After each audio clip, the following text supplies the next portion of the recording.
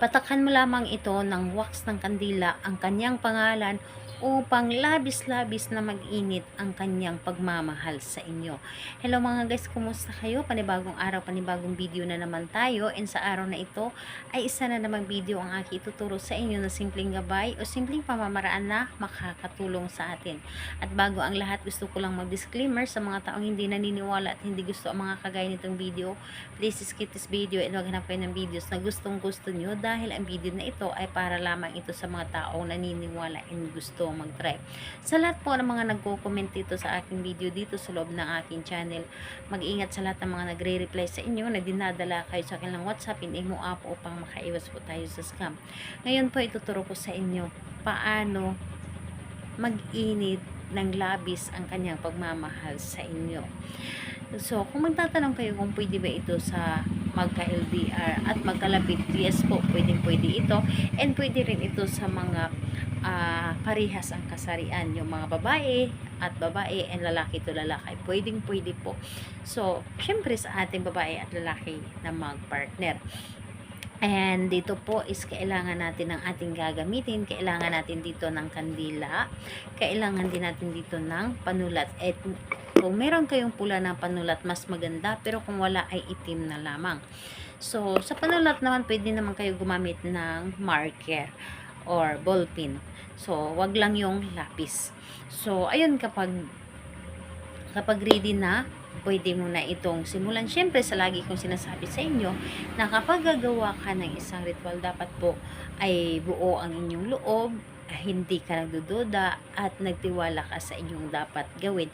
Dahil yun po ang pinaka unang-una natin gagawin, yung naniniwala tayo sa dapat natin gawin. Dahil kapag hindi tayo naniniwala sa ating dapat gawin, ay hindi po tayo magsasucceed.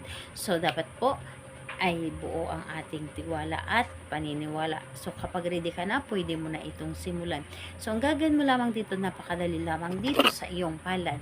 So, sa palad naman, dito po dapat sa kaliwa natin isulat, dahil nandito po sa kanan ay sa kaliwa ang ating puso.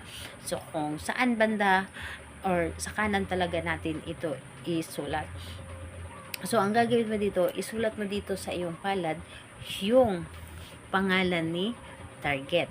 So, kapag naisulat mo na dito ang pangalan ni target, so, isang bisis lamang, isulat mo dito ang pangalan ni target, and pagkatapos nun, sindihan mo ang kandila. So, again po sa kandila, pwedeng kahit anong kulay, puti, or pink, or pula. So, sindihan mo ang kandila. Pagkatapos nun, nandito sa iyong palad yung pangalan niya, so ipatak nyo po or patakanin nyo po ng wax ng kandila ang kanyang pangalan ng 3 patak. 3 patak lamang. So, kung natatakot kayo dahil mainit, so wag ninyong idikit masyado yung kandila dito sa iyong palad para hindi siya mainit pagkabagsak ng wax dito ng kandila sa inyong palad. So, medyo malayo. So, distansya po. So, medyo malayo para pagpatak ng wax ng kandila dito sa iyong palad, hindi siya mainit. Although, mainit siya pero hindi gaano. So, yung katamtaman lamang. So, 3 patak lamang. Kailangan yung wax ng kandila ay nasintro talaga sa kanyang pangalan. So, 3 patak po ito ng wax ng kandila.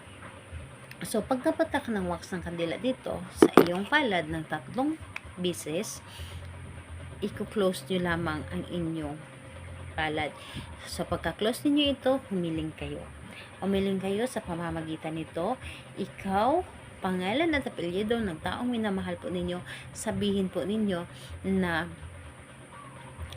mag-iinit ng labis-labis ang iyong pagmamahal sa akin. Ako at ako lamang ang iyong mamahalin at kailanman ay hindi ka manglalamig, bagkos lagi itong mag-init ang iyong pagmamahal sa akin. So, ayun po, pagkatapos nun, i-open nyo na ang inyong palad.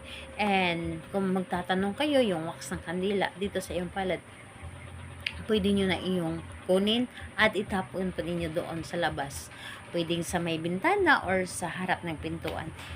Itapon po ninyo ito. So, ayun po, kapag naitapon nyo na ito, ibura ninyo ito sa inyong isip. Ibura ninyo ito para hindi ito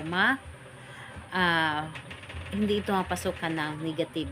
And wag na wag ninyong hayaan na magiging negative yung mga iniisip po ninyo. So, ayan po, kailan po itong gawin? Sa araw ng Tuesday and Friday. Pero kung hindi kayo makapaghintay ng Tuesday and Friday, pwede naman ito sa kahit anong araw. Basta, pakiramdam po ninyo na para bang hinihila kayo na gawin ito. Ayun po, salamat po sa inyo. Bye bye everyone. God bless us all.